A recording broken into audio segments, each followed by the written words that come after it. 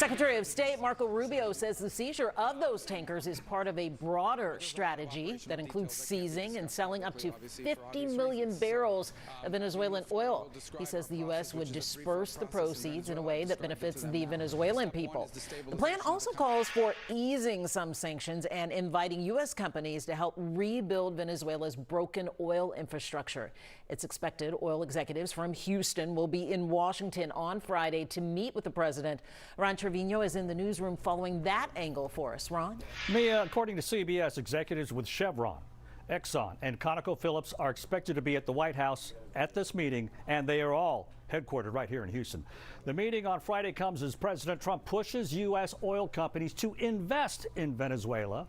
That country is said to have the world's largest oil reserves, but has suffered years of underinvestment, poor management, and, of course, U.S. sanctions. I spoke with Dan Pickering, who runs an energy-focused investment firm.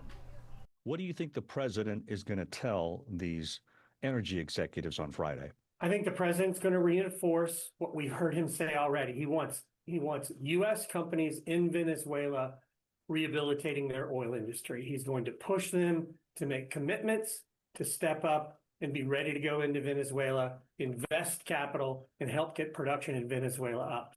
So Pickering says this meeting could be friendly or there might be some arm twisting, but at the end of the day, the president wants U.S. companies in Venezuela, and that's what he's going to tell Houston oil executives. Now, Pickering also says this could lead to more jobs in the Houston energy sector.